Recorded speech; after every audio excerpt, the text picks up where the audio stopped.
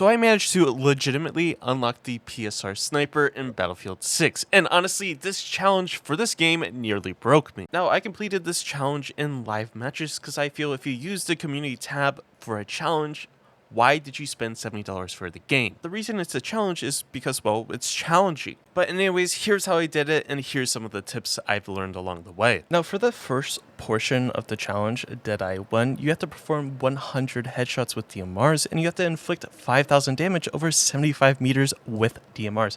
It's a pretty annoying challenge, I should say. Basically, what I did is you play open weapon, you play support class, you go to DMRs, and for the DMR that I particularly use, I use the SVK. Now, you can use the M39, you can use the LMR27, but honestly, the SVK does so much damage that I think it was well worth investing time unlocking it than using it to do the challenge, because it's about 2 shots to the body, 1 shot to the head if the enemies are close enough to get that 1-shot headshot.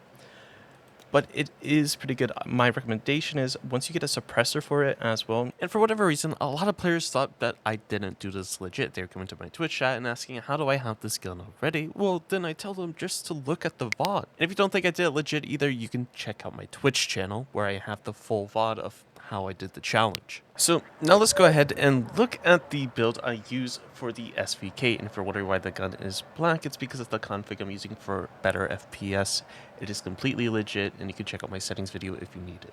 So what I'm using on my SVK, because I think the SVK is probably the best DMR for this challenge, but you can let me know what your favorite DMR is, I guess, in the comments down below. I use the 6x scope. The 6x is a decent sight. It's not the best sight, but it is pretty decent for the challenge. It lets you get pretty clean headshots. It lets you see the head pretty easily. Then, of course, we're using the red laser because why not? We're just using the standard ammo, the standard 10-round magazine. I like to use the alloy vertical personally because it feels better to me than most of the other grips in the game. No left accessory. Then we're using the extended barrel, mainly due to the fact that we get increased projectile velocity, and it enables a faster transition to aiming down sights. So if you're running, you can aim in, shoot rather quickly. Then, of course, we're using a suppressor, just the CQB suppressor, because probably one of the better suppressors in my opinion. You can use the default suppressor, it's perfectly fine, but you do lose hipfire. And if you use the CQB, you gain 34 hipfire. Now, the gun does an insane amount of damage.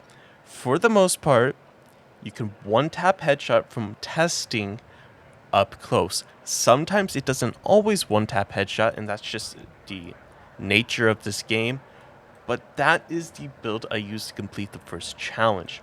The challenge, I think I completed it in about a day, less than a day, like in terms of time, so less than 24 hours. Probably maybe 5 hours of grinding, I was able to complete the DMR challenge. Pretty easy. I recommend playing Breakthrough, going for side angles, going for side flanks. You can get some rather easy kills and headshots, especially when you have easy targets lined up. Now let's talk about the actual main objective of this challenge, and that is the second part, where you need 150 headshots at 200 meters, and then you need the 300 sniper kills, which that isn't hard. The hard part is the 150 200 meter headshots. That is the hard part. And how I did it was by instantly spawning on NATO or Pax Armada, instantly hopping into the transport heli, and coming to the tower 9 times out of 10. Once at the tower, especially on the game mode escalation, you have 2 points. You have the F point when you're playing escalation, and you have the C point. So if you spawn on NATO, you're going to instantly come to the tower, you're going to be looking at C, because that's within 200 meters. It's always going to be 200 meters from each other. If you spawn on Pax Armada, you're going to be looking at C, which is here. For the most part, most of the C point is within 200 meters. So from the barracks, over here, up here is all 200. Anything below this area is less than 200, like 190 meters, 180. So it's always in your best interest to double ping people and just watch them get to that 200 meter distance so you can guarantee those headshots. Another thing you can do is if you're playing on NATO and you can't manage to get on the tower, it's super hot, you can spawn over here at the F point, get on these sandbags, But then you can look at C, and you can look at D. From those sandbags right here on that wall, and to show you for reference, it's those sandbag line right there. You actually have enough range from C and D for 200 meters for the challenge. So you can use that to your advantage. Again, I use the escalation game mode because I think it's better than Conquest, and it's just a lot easier in my opinion. It can be pretty frustrating going for this challenge. I know it is, but it does just take a lot of grinding for the most part. And any tips and tricks for sniping, the best tip really is go to mouse and keyboard, and if you have a rangefinder, it's pretty stupid that this is in the game, but because it's in the game, you really want to use it. If you're using a rangefinder, you want to come to infantry and passenger keybinds, scroll down all the way to rangefinder. For rangefinder zeroing, for the secondary input, you're going to put your primary mouse or your primary trigger if you're playing on a controller, and the second you shoot or whatever, it will instantly zero, so pretty much your shots will always be on target. It's a really dumb thing, but it's extremely good to do. I mean, that's pretty much it from there. My gadgets that I really ran were sniper decoy, because I think it's actually pretty good, because you're only going for shots, or you're only going for elims or kills, so having maximum information is probably the best way. Using sniper decoys to kind of mess with the enemies is always a good thing. Then using the, claymore, pretty stupid, but putting it at the end of the tower or high hotspots so the enemies can't get to you fast enough is definitely a good way to go about. Then of course just using the Pokeball or the proximity detector is another good thing to do. Again, we're playing Escalation on Operation Firestorm. You can actually go to custom browse, select Operation Firestorm only, and you will just keep getting Operation Firestorm over and over and over again. So that's essentially how you unlock it.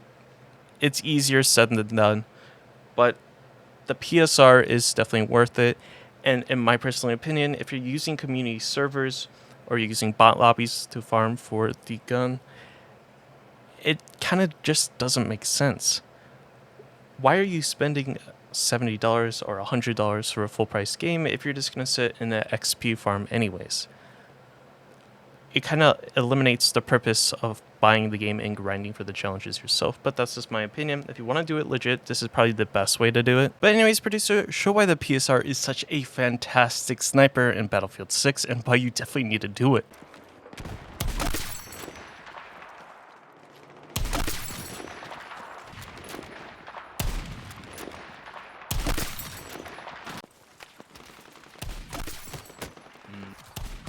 Double up for those snipers.